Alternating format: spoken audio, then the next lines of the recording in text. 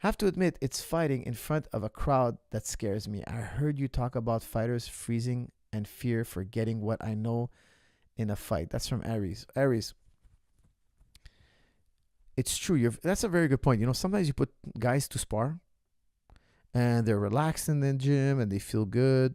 Now, some people are nervous for sparring, but people get past that. And all of a sudden, sparring is not a big deal. They spar every week.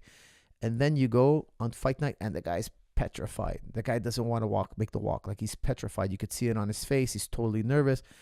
And you got to ask yourself, what's the difference between sparring and fight night? What's the difference? There's one major difference. Fight night, the promoter is hyping up everything. It's all hype, man. They put on music. They bring in girls with cars. They bring in cameras. All your friends are there. Everybody's talking. You can hear the crowd.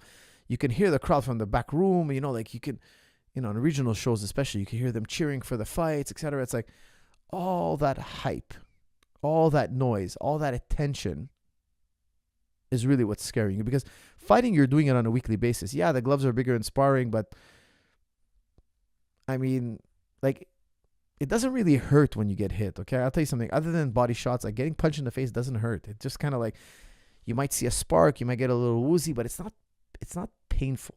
It's not a painful experience. And if you get knocked out, it's not painful. You just wake up and you're like, hey, what happened? But it's not something like, you're not in agony, okay? Now, there are exceptions. Sometimes you break your orbital. That's going to hurt later.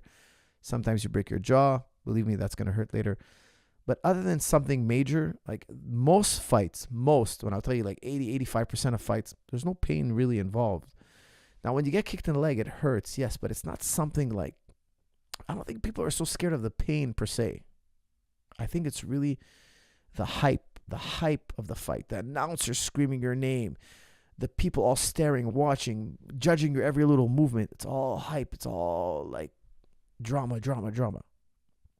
I think the best fighters, they put that to the side. They totally focus on the fight and completely ignore the hype. Like, the promoter's job is to hype up the fight. The commentator's to hype up the fight. The commentator, like, if you like throw a jab, he's gonna be like, "Oh my, what a jab!" He's gonna like hype it up. If you like slipped and fell in the fight, they're like, "Oh my God, is he hurt?" They're trying to create drama. They're trying to create excitement. But you got to be in your mind. You got to be like, okay, that's theater. That's all for the fans. That's all for, like, people are here Saturday night. They want entertainment. That's for entertainment. What's my job? I got to find this chin. I got to sprawl. I got to escape this guillotine. I got to defend the single leg. I got to do my job. I got to forget about the hype. The hype is that's the promoter's job. That's the commentator's job. That's that's the fans. They're going to like fall in love with that. Me, I'm not going to fall in love with that. I'm going to go and do my job. It doesn't matter how much hype they put behind it. The lights, the camera, they're gonna put a light show and all that. They're gonna announce you in a way. They're gonna put your face on the screen. They're all trying to make it look bigger than it is. They're trying to make the event look bigger than it is. At the end of the day, it's a sparring match. But you can fall into the romance. If you fall into the romance, man, I don't know what's gonna happen with you. You're gonna get emotional. You're gonna start making mistakes. You're not gonna fight like you did in the gym. So that's why I'm a big believer in like making sure we don't fall into the hype and the romance and the posters and the talk, the pre-fight talk, the interviews and the articles. Like, sometimes people send me articles about the fight we're going to fight. And people say, "Oh, did you hear what this guy said?" Dude, I don't even care. "Oh, did you hear what they said? They think that this and that." I don't even care. I don't even want to know. I don't even want to read it. I don't even want to listen to it. Why? I know what I'm doing. You know what you're doing. We're athletes. We're professionals here. We're competing at the highest level. We know a lot about our opponent. We obviously, you know who you're fighting, right? You got about 8 weeks to get ready for him. We know about the hype. We know this hype is coming. But some fighters fall too much into the romance, and I think it horribly affects their performance.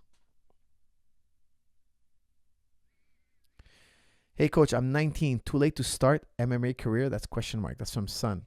Unless you're very talented, like if you're a talented, hardworking guy, it's not too late.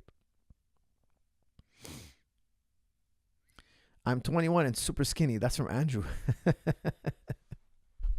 You say that like it's a bad thing. Listen, there's 2 great ways to bulk up, okay? 1, sprinting, and 2, squats. I prefer sprinting. So I do a lot of sprinting During the week, I'll probably I like air bike and running as well, and I'll probably do 2-3 sprints a week, but short, intense. It's very good for raising testosterone. Extremely, extremely good.